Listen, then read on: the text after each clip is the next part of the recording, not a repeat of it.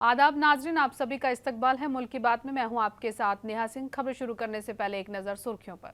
Hamas और Houthi के ताबड़तोड़ हमलों से दहला इजराइल। अमेरिका ने इजराइल से कहा हूती ठिकानों पर ना करे हमले। बीजेपी लीडर संगीत सोम ने दिया मुतनज़ा बयान। मथुरा और वाराणसी की मस्जिदों को तोड़ने की बात की। नागपुर मामले में पुलिस ने फहीम खान को किया गिरफ्तार, बताया फसाद का मास्टरमाइंड। नागपुर के मुस्लिम लीडरान ने की प्रेस कॉन्फ्रेंस, हुकूमत में निष्पक्ष जांच की मांग की। दिल्ली अकबर रोड के साइन बोर्ड को फिर तोड़ा गया। साइन बोर्ड पर महाराणा प्रताप का चिपकाया गया पोस्टर।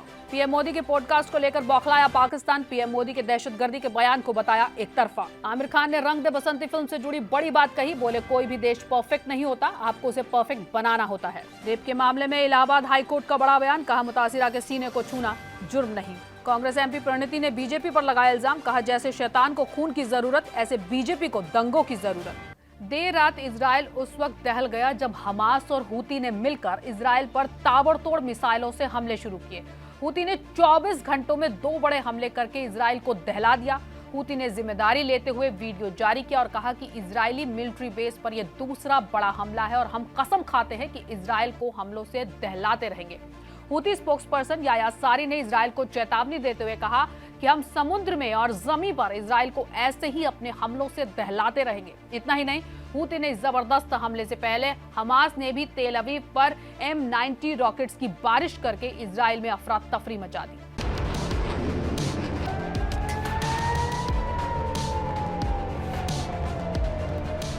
وتعد هذه العملية هي الثانية خلال 24 ساعة، حيث استهدفت بعون الله تعالى وللمرة الثانية خلال 24 ساعة। हमास के बाद यमनी हूती ने भी इजराइल के तेल अवीव पर फिलिस्तीन 2 मिसाइल से जबरदस्त हमला कर पूरे शहर को दहला दिया। एक वीडियो जारी कर इजराइल को धमकाते हुए हूती स्पोक्सपर्सन याह्या सारी ने कहा कि हमने जुमे की सुबह इजराइल के एक मिलिट्री टारगेट पर हाइपरसोनिक बैलिस्टिक मिसाइल से कामयाब हमला किया। एक टेलीविजन बयान में याह्या सारी ने कहा कि यमन के लड़ाकों ने फिलिस्तीन 2 नामक एक हाइपरसोनिक बैलिस्टिक मिसाइल का इस्तेमाल कर सेंट्रल इजराइल के शहर साउथ जाफा में एक इजरायली मिलिट्री बेस को निशाना बनाते हुए एक जबरदस्त हमला किया। उन्होंने कहा कि ये 24 घंटे के दरमियान में दूसरा बड़ा हमला है। نفذت القوة الصاروخية في القوات المسلحة اليمنية عملية عسكرية نوعية استهدفت هدفا عسكريا للعدو الإسرائيلي جنوبي منطقة يافا المحتلة। उन्होंने जोर देकर कहा कि गाजा हिमायत में हौथी की जानिब से लगातार ये फौजी कार्रवाई जारी रहेगी, चाहे अमेरिका हम पर कितने भी हमले करता रहे, हम नहीं रुकेंगे। تأتي هذه العمليات للقوات المسلحة اليمنية حيث استهدفت بعون الله تعالى وللمرة الثانية خلال 24 ساعة। उन्होंने इजराइल को चेतावनी देते हुए कहा कि ये हमले इजरायली शिपिंग पर समुद्र में बैन के साथ तब तक जारी रहेंगे जब तक कि दुश्मन गजा के खिलाफ अपनी कार्रवाई बंद न कर दे और वहां से नाकाबंदी हटा दे। आपको बता दें, 24 घंटों में 2 बड़े हमलों के बाद इजराइल में अफरा तफरी मच गई और पूरे इजराइल में सायरन बजने शुरू हो गए, जिसके बाद लोगों को अपने घरों की तरफ भागते देखा गया। 2 रोज पहले जब हूती ने इजराइल पर पहला बड़ा हमला किया, तब से इजराइल हाई अलर्ट पर है और वहां खौफ का माहौल है। हालांकि इस बार भी इजराइल ने कहा कि आईडीएफ ने हूती की मिसाइलों को इंटरसेप्ट कर लिया है, लेकिन हूती का कहना है कि हमला जाफा के मिलिट्री बेस पर हुआ जो हमारा टारगेट था। सीज फायर की खिलाफ वर्जी करके जब इजराइल ने गजा पर फिर से अपने हमले शुरू किए, उसके बाद से ही हूती ने रेड सी में अमेरिकी जहाज को निशाना बनाते हुए अमेरिका और इजराइल को चेतावनी दी थी कि रेड सी और अरब सागर में एक बार फिर पाबंदी लगा दी जाए। कोई भी अमेरिकी या इजरायली जहाज अगर वहां से गुजरा तो उसे निशाना बनाकर तबाह किया जाएगा। इसके बाद से ही अमेरिका और इजराइल के जहाज का उन रास्तों से गुजरना बंद हो चुका है, जिससे दोनों का बड़ा नुकसान भी हो रहा है। यही वजह है कि अमेरिका ने इजराइल से गुजारिश की है कि वो यमन में हूती ठिकानों पर हमले ना करे, ये हम पर छोड़ दे। इजराइल के अफसरान इस बात पर चर्चा कर रहे हैं कि यमन से हाल ही में दागी गई मिसाइलों का जवाब दिया जाए या नहीं। एक जराये ने येरूशलेम पोस्ट को बताया कि अमेरिका ने इजराइल से यमन में हौथी ठिकानों पर हमला न करने को कहा है। अमेरिका ने गुजारिश की है कि इसे हम पर छोड़ दे। एक्सपर्ट की माने तो अमेरिका का इजराइल से हूती ठिकानों पर हमले न करने का मुतालबा उनके अपने मफाद के लिए है, क्योंकि अमेरिका को ऐसा लगता है कि एक बार ये जंग शुरू हो गई और हूती रेड सी और अरब सागर में पाबंदी जारी रखेगा, जिसकी वजह से उनके जहाज वहां से गुजर नहीं पाएंगे और ऐसे में अमेरिका का बड़ा नुकसान होता रहेगा। इसको दूसरी तरह समझा जाए तो ट्रंप कहीं ना कहीं हूती के आगे घुटने टेक रहा है। क्योंकि उसे भी मालूम है कि वो हूती का कुछ नहीं बिगाड़ पाएगा, क्योंकि हूती अमेरिका को चेतावनी दे चुका है कि उसकी जानिब से चाहे जितने हमले होते रहें, हम रुकने वाले नहीं हैं। आपको बता दें कि सीज फायर की खिलाफवर्जी के बाद हमास ने भी गुज़िश्ता रोज इजराइल पर M90 रॉकेट से ताबड़तोड़ हमले किए और इजराइल को दहला दिया।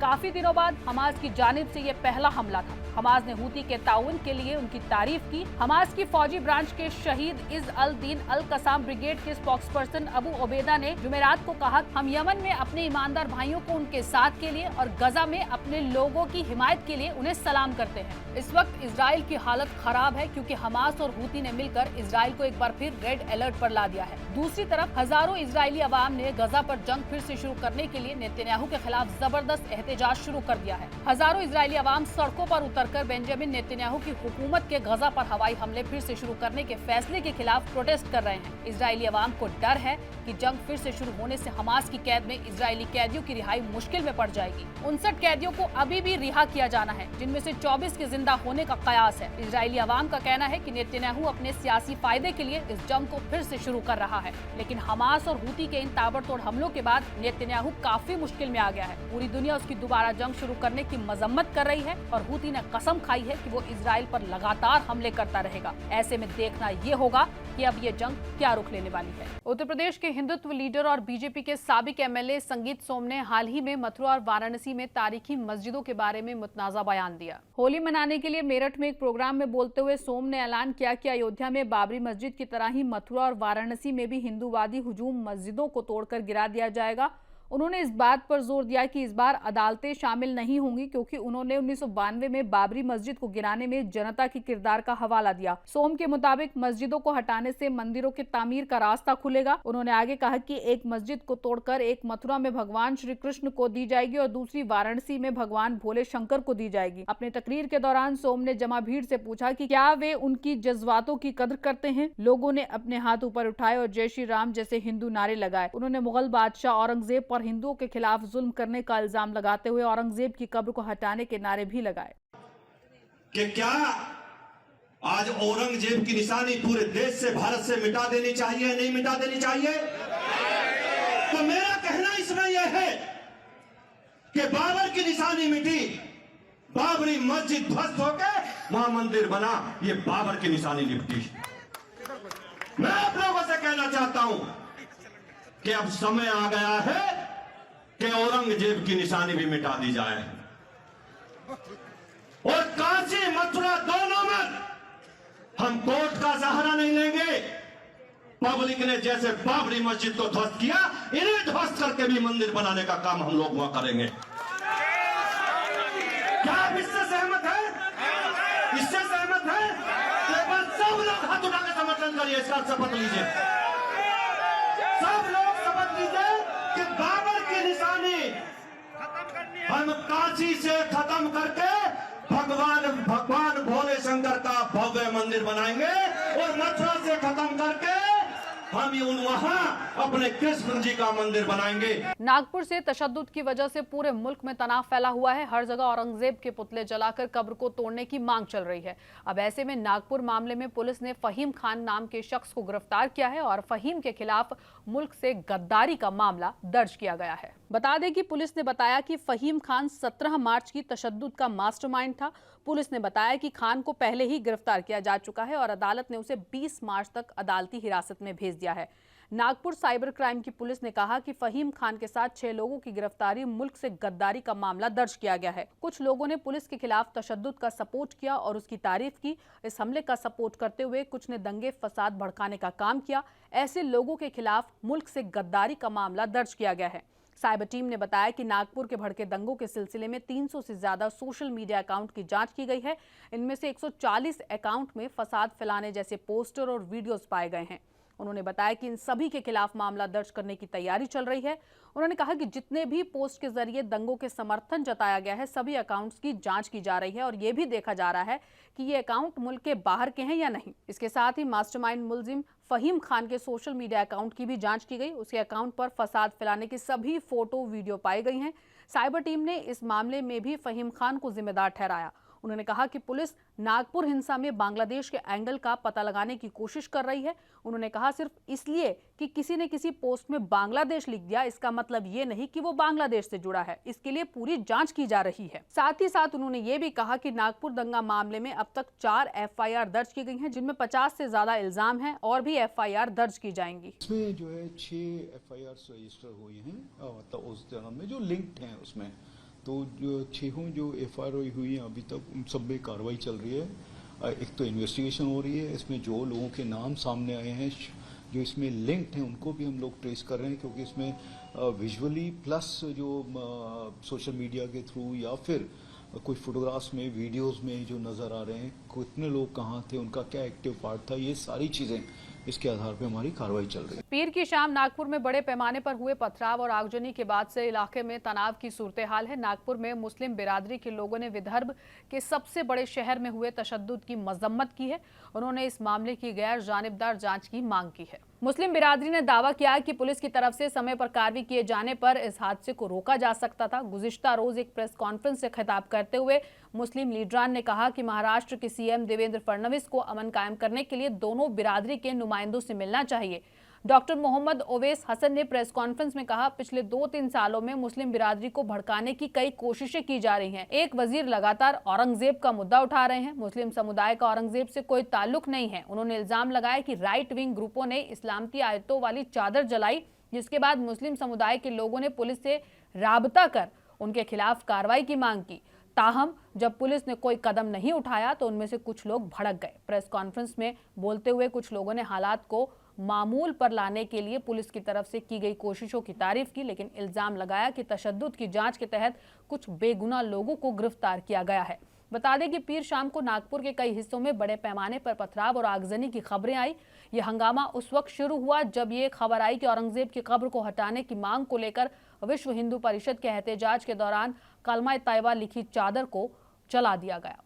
मुल्क में मुगलों को लेकर मामला गरमाया हुआ है। इसी सिमत में 3 लोगों को दिल्ली में अकबर रोड के नाम वाले साइन बोर्ड पर काली स्याही लगाते देखा गया। महाराणा प्रताप की मूर्ति को तोड़े जाने की मुखालिफत करने वाले ग्रुप ने पुलिस की कोई कार्रवाई न किए जाने पर अपनी मायूसी का इजहार किया। बता दें कि कश्मीरी गेट ISBT से मूर्ति को तोड़ा गया, जिसके कारण ये मुखालिफत एहतजाज शुरू हुआ। इन लोगों में से एक की पहचान अमित राठौर के रूप में हुई, जिन्होंने मांग की है कि मूर्ति को तोड़ने के लिए जिम्मेदार लोगों को गिरफ्तार किया जाए। उन्होंने दिल्ली हुकूमत और पुलिस दोनों पर मामले को दबाने का इल्जाम लगाया। साइन बोर्ड को तोड़ते वक्त उन्होंने जय भवानी के नारे लगाए। सोशल मीडिया पर एक वीडियो सामने आया जिसमें विजय नाम के एक शख्स ने साइन बोर्ड को तोड़ते हुए दिखाया। वीडियो में विजय को ये बार बार बोलते हुए सुना गया कि अकबर, बाबर और हुमायूं जैसे मुगल बादशाहों के नाम वाले साइन बोर्ड को हटाया जाए। उन्होंने कहा कि यह सरकार की आंखें खोलने और कार्रवाई करने के लिए मजबूर करने की कोशिश का हिस्सा था। उन्होंने मुगल बादशाहों पर हिंदुओं पर जुल्म करने का भी आरोप लगाया, जिसमें औरतों के साथ असमत दरी, लोगों को पेड़ों से लटकाना, मंदिरों को तोड़ना जैसे इल्जाम लगाए। अदाकार आमिर खान ने 2006 में अपनी फिल्म रंग दे बसंती से जुड़े एक अहम पैगाम पर रोशनी डाली। उन्होंने कहा कि फिल्म के जरिए जो बात समझाने की कोशिश की जा रही थी वो ये थी कि कोई भी देश परफेक्ट नहीं होता, आपको उसे परफेक्ट बनाना होता है। बाहरी लोग आपके देश की गंदगी साफ नहीं करेंगे, आपको अपने हाथ गंदे करके खुद ही उसे साफ करना होगा। अदाकार आमिर खान जो हाल ही में 60 साल के हुए हैं, उन्होंने just too film YouTube channel पर अपने करियर पर बात की। आमिर ने कहा कि उन्होंने हमेशा धारा के अपोजिट जाकर काम किया है। इंटरव्यू में आमिर ने कहा कि रंग दे बसंती का अहम मकसद ये था कि तशद्दुद से कोई फायदा नहीं होता और समाजी बदलाव लाने के लिए इंसान को सिस्टम के अंदर ही अमन से काम करना चाहिए। आमिर ने कई तरीकों से रंग दे बसंती के मूल क्लाइमेक्स के बारे में बात की, जो व्यूअर्स के बारे में देखा। उन्होंने कहा, बुनियादी स्क्रिप्ट में वजीर को गोली मारने के बाद ग्रुप तितर बितर हो गया। वो गिरफ्तार नहीं होना चाहते थे, इसलिए वो भाग गए। उनमें से हर एक को आखिरकार पकड़ लिया जाता है और मार दिया जाता है। मेरा बुनियादी सवाल यह था कि अगर उन्हें यकीन नहीं था कि उन्होंने कुछ गलत किया तो वो भाग क्यों रहे थे? उन्हें भागना नहीं चाहिए था। फिल्म के जरिए जो मुद्दा उठाने की कोशिश की जा रही थी उसे समझाते हुए आमिर ने कहा कि कोई भी देश परफेक्ट नहीं होता, आपको इसे परफेक्ट बनाना होता है। बाहरी लोग आपके देश की गंदगी साफ करने नहीं आएंगे, आपको अपने हाथ खुद गंदे करने पड़ेंगे और इसे साफ करना होगा। सिस्टम का हिस्सा बने और इसे अंदर से बदले, यही फिल्म के पीछे की पूरी सोच थी। आमिर ने कहा कि रेडियो स्टेशन वाला सीक्वेंस कई साल पहले उनके जरिए खुद के लिए लिखी गई एक कहानी से मोटिवेटेड था और उन्होंने मशवरा दिया कि इसे रंग दे बसंती में शामिल किया जाना चाहिए।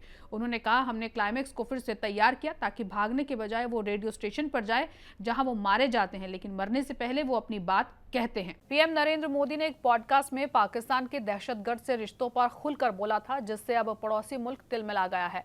उसने पीएम मोदी के बयान को एक तरफा और खतरनाक बताकर खारिज कर दिया। इसके बाद भारत ने भी इसका जवाब दिया है। अब वजारत खारजा ने पाकिस्तान को नसीहत दी है कि झूठ फैलाने की बजाय वे पहले अपने गैर कानूनी और जबरन कब्जे वाले भारतीय इलाके को खाली करें। वजारत खारजा ने अपने बयान में कहा कि दुनिया जानती है कि जम्मू कश्मीर में असली मुद्दा पाकिस्तान सीमा पार से दहशतगर्द को बढ़ावा देना है। उन्होंने कहा, हमने पाया है कि पाकिस्तान ने एक बार फिर भारत के जम्मू कश्मीर के बारे में कुछ टिप्पणियां की हैं। दुनिया जानती है कि पाकिस्तान कश्मीर के लोगों को भड़काकर कश्मीर पर कब्जा करना चाहता है। बॉर्डर पर दहशतगर्दी को फैलाना इनका रोज का काम है। वजीर आजम मोदी ने यह भी कहा कि पहले आतंकवाद खत्म करो और फिर हम अपने रिश्तों को अच्छा करेंगे, क्योंकि जब भी हमने हाथ बढ़ाया पाकिस्तान ने धोखा दिया है। रणधीर जायसवाल ने पड़ोसी मुल्क को नसीहत देते हुए कहा कि पीएम ने जो भी कहा है उसमें सच्चाई है। हमने चाहा कि दोनों मुल्कों में दोस्ती के रिश्ते अच्छे रहें, लेकिन पाकिस्तान की तरफ से हमेशा बॉर्डर पर कोई ना कोई नापाक हरकत होती रही है। इस वजह से पाकिस्तान से रिश्ते कभी ठीक नहीं हो पाए। वजीर आजम नरेंद्र मोदी ने भारत के 1 बिलियन टन कोयला पैदावार के अहम हदफ को पार करने की कामयाबी की तारीफ की है। उन्होंने तारीखी कामयाबी पर खुशी जाहिर करते हुए कोयला इंडस्ट्री से जुड़े सभी लोगों की कड़ी मेहनत और लगन पर अहम बात कही।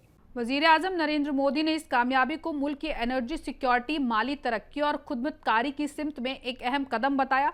प्रधानमंत्री मोदी ने माइक्रो ब्लॉगिंग साइट एक्स पर पोस्ट करते हुए लिखा, भारत के लिए फख्र का लम्हा है। 1 बिलियन टन कोयला पैदावार करना, तारीखी मुकाम पार करना एक काबिले तारीफ कामयाबी है। मरकजी कोयला और खनन वजीर गिरीश किशन रेड्डी ने भी इस कामयाबी की तारीफ की और इसका क्रेडिट वजीर आजम मोदी को दिया। दिल्ली हुकूमत और मरकजी हुकूमत के बीच लंबे प्रोसेस के बाद university college of medical science को दिल्ली हुकूमत के health and family welfare department के तहत कर दिया गया है। इससे जुड़े सभी असेट्स, मुलाजमीन और फाइनेंशियल मैनेजमेंट का ट्रांसफर भी होगा। कोर्ट के फैसले के बाद इस्तेसाल का रास्ता साफ हो गया है। दिल्ली हुकूमत और मरकजी हुकूमत के बीच चले लंबे प्रोसेस के बाद university college of medical sciences को आखिरकार दिल्ली हुकूमत के स्वास्थ्य एवं परिवार कल्याण विभाग के अधीन कर दिया गया है। दिल्ली सरकार के health and family welfare department के स्पेशल सेक्रेटरी की तरफ से हुक्म जारी कर बताया गया कि 1 अप्रैल से यूसीएमएस दिल्ली हुकूमत के health and family welfare department का हिस्सा बन जाएगा। दरअसल यूसीएमएस डीयू के अंदर आता है और ये हुकूमत हिंद के एचआरडी के तहत है। इससे जुड़ा जीटीबी हॉस्पिटल दिल्ली हुकूमत के तहत है। इसकी वजह से कई बार कंफ्यूजन के हालात बन जाते हैं, जिसे देखते हुए ये बात उठी कि यूसीएमएस को दिल्ली हुकूमत को सौंप दिया जाए। दिल्ली सरकार यूसीएमएस के टेक ओवर के लिए तैयार थी, लेकिन यूसीएमएस की कर्मचारी यूनियन और फैकल्टी यूनियन दिल्ली हुकूमत में जाना नहीं चाहती थी, इसलिए वो इसके खिलाफ कोर्ट पहुंच गए। हुकूमत हिंद ने 25 अगस्त 2005 को यूसीएमएस को दिल्ली हुकूमत को सौंपने का फैसला लिया था। इस पर 2016 में दिल्ली हुकूमत ने एक्वाइजेशन का ड्राफ्ट पेश किया था, जिसे एलजी ने मंजूरी दे दी। इस अमल में कुछ इंतजामी और कानूनी चुनौतियों का सामना करना पड़ा।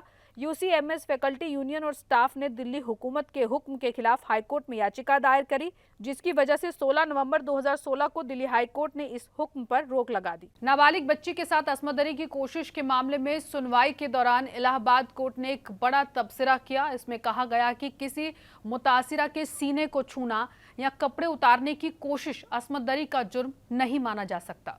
इलाहाबाद कोर्ट के जज राम मनोहर नारायण मिश्रा ने कहा कि लड़की के सीने को छूना और पायजामे का कमरबंद खींचना असमदरी की कोशिश इल्जाम के लिए काफी नहीं है। उन्होंने एक पॉस्को अदालत को असमदरी के इल्जाम को उसे कपड़े उतारना या कपड़े उतारने के लिए मजबूर करने के इरादे से हमला करना या गाली देना में बदलने का हुक्म दिया। 17 मार्च को जारी एक हुक्म में हाईकोर्ट की सिंगल बेंच ने कासगंज जिले की ट्रायल कोर्ट को असमदरी के लिए दर्ज 2 मुलजिमों को तरमीमशुदा इल्जामों के तहत नए सिरे से नोटिस जारी करने का हुक्म दिया। हाईकोर्ट मुलाजिमों के जरिए दायर एक दरख्वास्त पर सुनवाई कर रहा था, जिसमें असमदरी के एक मामले में मुकदमे का सामना करने के लिए कासगंज में पॉस्को अदालत के खुसूसी जज के जरिए उन्हें जारी किए गए नोटिस को चुनौती दी गई थी और इसी मामले पर कोर्ट ने इस तरीके की बात कही। महाराष्ट्र कांग्रेस की एमपी प्रणिति शिंदे ने नागपुर में हुए तशद्दुद के मुद्दे को लेकर बीजेपी पर बड़ा जुबानी हमला बोला है। उन्होंने कहा कि जैसे शैतान को खून की जरूरत पड़ती है, वैसे ही बीजेपी को दंगों की जरूरत पड़ती है। और क्या कुछ कहा, आइए आपको सुनाते हैं। के अंदर जो घटना हुई उसको किस तरीके से देखिए, बीजेपी बार बार ट्राई कर रही है कि महाराष्ट्र में गुजरात करे। जब से बीजेपी पावर में आई है तब से लेके धार्मिक टेढ़ निर्माण करने की कोशिश कर रही है। 300 साल पहले का जो इशू है वो एक डाइवर्जन टैक्टिक है। महाराष्ट्र में इतने इश्यूज है, गृह मंत्रालय बिल्कुल फेल हुआ है। Devendra Fadnavis age home minister is a big failure, और वो छुपाने के लिए ये चीजें ला रहे हैं। और जैसे बहुत कोशिशें की जाती है कि धार्मिक टेढ़ निर्माण हो, रायट्स हो महाराष्ट्र में, देश भर में। प्रधानमंत्री का भी भाषण इलेक्शन में धार्मिक टेढ़ निर्माण करने का होता है, बहुत कोशिश करता है, लेकिन महाराष्ट्र की जनता इनको सुनती नहीं है। जैसे राक्षसों को खून की जरूरत होती है, इस तरह वो राइट्स चाहते हैं, इस तरह वो लोगों की मौतें चाहते हैं। जबकि महाराष्ट्र में बदलापुर जैसे इंसिडेंट्स हो रहे हैं, संतोष देशमुख जैसे सरपंचों को मारा जा रहा है, महिलाओं को, दलितों के ऊपर अत्याचार हो रहा है। कल तक किसान आत्महत्या कर रहे हैं, इसके ऊपर बोलने नहीं जा रहे हैं। लेकिन डाइवर्जन टैक्टिक और महाराष्ट्र का जो सामाजिक संतुलन है बिगाड़ने की कोशिश ये कर रहे हैं। मैं इसरो सुधांशु, एस्ट्रोनॉट सुनीता विलियम्स और बुच विल्मोर को कामयाबी से धरती पर वापस लाने के बाद अब स्पेसएक्स ड्रैगन एक और तारीखी मिशन के लिए तैयार है। अब सभी की निगाहें आइंदा एक्सओ मिशन 4 X4 पर हैं। दिलचस्प बात यह है कि इस मिशन में भारतीय astronaut Shubhanshu Shukla international space station पर जाएंगे। Shubhanshu Shukla SpaceX dragon spaceship पर सवार होकर ISS की सफर करने वाले पहले भारतीय एस्ट्रोनॉट के तौर पर तारीखी रकम करने के लिए तैयार हैं। ये मिशन फ्लोरिडा के नासा के केनेडी स्पेस सेंटर से लॉन्च होगा। इसके अलावा शुभांशु भारत के गगनयान मिशन का भी हिस्सा है। भारत अपने पहले स्पेसशिप मिशन गगनयान की तैयारी कर रहा है, जिसे 2025 में लॉन्च किया जाना है। इस मिशन में 4 एस्ट्रोनॉट होंगे, जो सभी तजुर्बेकार भारतीय एयर पायलट हैं, जिन्हें इस तारीखी सफर के लिए तैयार किया गया है। इनमें से एक ग्रुप कैप्टन शुभांशु शुक्ला हैं। शुभांशु शुक्ला लखनऊ उत्तर प्रदेश के रहने वाले हैं और एक बेहतरीन पायलट हैं, जिन्हें 2000 घंटे से ज्यादा उड़ान का तजुर्बा है। Axiom mission 4 private space agency ISRO और नासा के बीच एक प्रोजेक्ट है, जो इसे दुनिया का पहला कमर्शियल स्पेस स्टेशन मिशन बनाता है। स्पेसएक्स ड्रैगन स्पेसशिप, जो हाल ही में विलियम्स और विल्मोर को वापस लाया है, इस मिशन को पूरा करने के लिए एक बार फिर फ्लोरिडा से उड़ान भरेगा। X4 मिशन लगभग 2 हफ्तों तक चलेगा और इसमें अलग अलग सेक्टर के एस्ट्रोनॉट शामिल होंगे। बांग्लादेश की उबूरी हुकूमत ने ईद पर 9 दिन की छुट्टी देने का ऐलान किया है। हुकूमत का कहना है कि ईद पर सरकारी नौकरी करने वाले मुसलमान पूरे 9 दिन तक छुट्टी पर रह सकते हैं, लेकिन इसके बावजूद वहां के मुसलमानों में खुशी नहीं है। क्या है इसकी वजह, आइए जानते हैं। ईद की छुट्टियों को लेकर बीच रमजान में नोटिफिकेशन जारी किया गया है। दिलचस्प बात यह है कि ईद पर लंबी छुट्टी मिलने के बावजूद बांग्लादेश के मुसलमान परेशान हैं। परेशानी की वजह मुल्क में लगातार बढ़ती महंगाई है। महंगाई की वजह से लोगों का त्योहार फीका हो गया है। हुकूमत के तमाम दावों के बावजूद महंगाई पर रोक नहीं लग पाई है। मीडिया रिपोर्ट्स के मुताबिक बांग्लादेश के थोक बाजार में आलू 30 टका किलो बिक रहा है। भारतीय करेंसी में यह करीब 22 रुपए के आसपास है। इसी तरह चीनी 120 टका किलो बिक रही है। बांग्लादेश में प्याज की कीमत 50 टका किलो है। बांग्लादेश में चिकन की कीमत में भी इजाफा हुआ है। रिपोर्ट के मुताबिक रमजान में भारी डिमांड की वजह से बांग्लादेश में चिकन की कीमत में 3% की बढ़ोतरी हुई है, वो भी तब जब सरकार कई जगह पर खुद स्टॉल लगाकर चिकन बेच रही है।